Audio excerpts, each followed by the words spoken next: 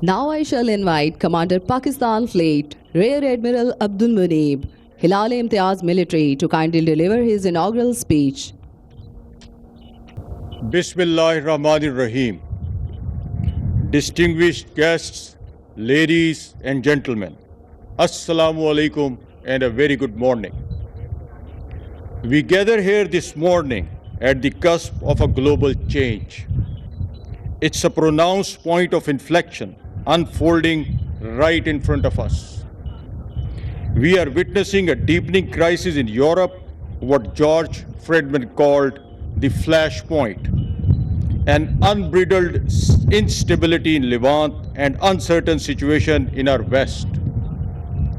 All of this cumulatively impacts the oceans and puts even greater premium on the maritime forces to stay alert and stay sharp, to make sure business at sea is not disrupted. In one way or the other, the conflicts and difficulties over land pave way for maritime terrorism, piracy, narco trafficking, human smuggling, and gun running. These issues are not a state or a region specific. These are shared challenges and necessitate shared solutions. This exactly is the purpose of why we are here today. Ladies and gentlemen, it's a great honor welcoming our friends and partners from across the globe for exercise Aman 25. By the very nature of this phrase, Aman seeks an end state of an enduring peace which is defined by secure and stable Indian Ocean. And Pakistan Navy firmly believes that such an end state can be achieved through the construct of what Jeremy Hammonds and Henry Timms call the new power.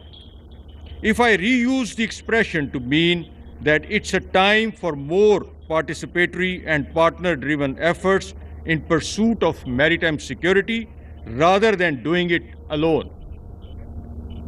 Expanse, quantum, and diversity of maritime threats signify that one country, no matter how powerful, is incapable of dealing with these threats on its own.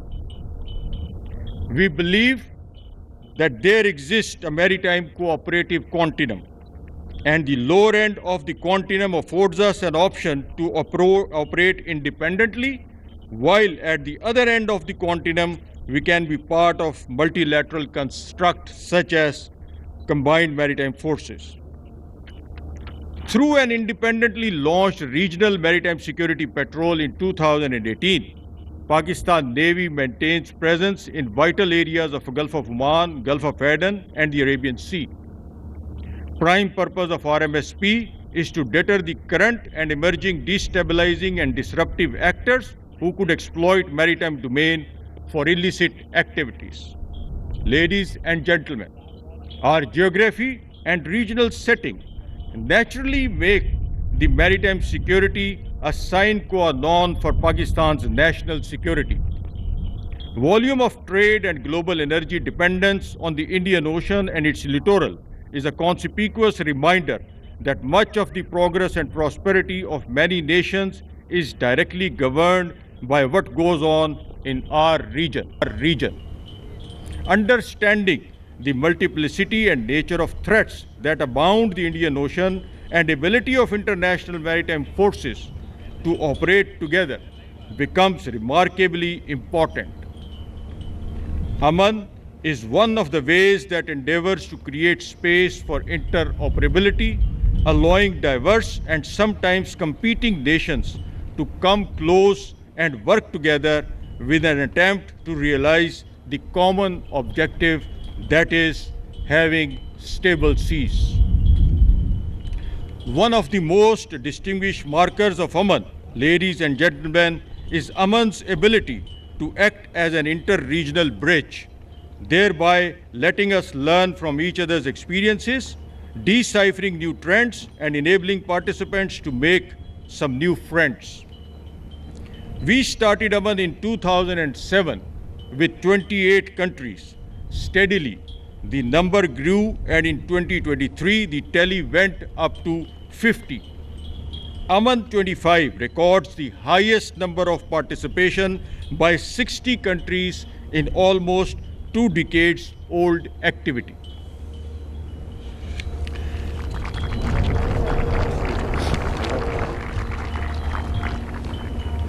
For this year, ladies and gentlemen, the Navy drills will continue during harbor and tactical phases. The intellectual domain of the exercise will witness Aman Dialogue on 9th and 10th February.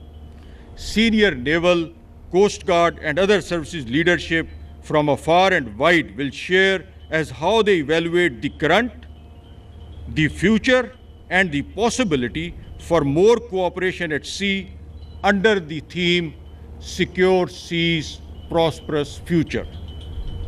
This dialogue is aimed to promote shared understanding of maritime security challenges and its linkage with blue economy, while deliberating effectiveness of existing mechanism for maritime cooperation. The dialogue will enable the partner navies to formulate strategy in the wake of changing threat dynamics, vital to mount effective and collaborative response.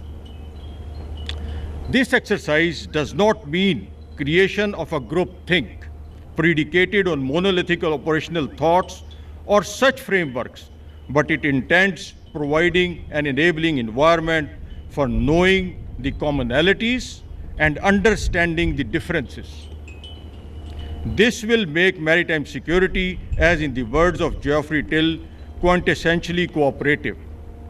Despite divergences, the next few days will be exciting. We are expected to have a lot of interactions, social gatherings, academics and professional discussion on operational and strategic issues. I hope, ladies and gentlemen, that by the end of this exercise, we embrace the idea of fighting for what binds us and steering clear of what divides us. Most importantly, making a commitment to combat what's common to us all. Fair winds and following seas, I thank you very much indeed.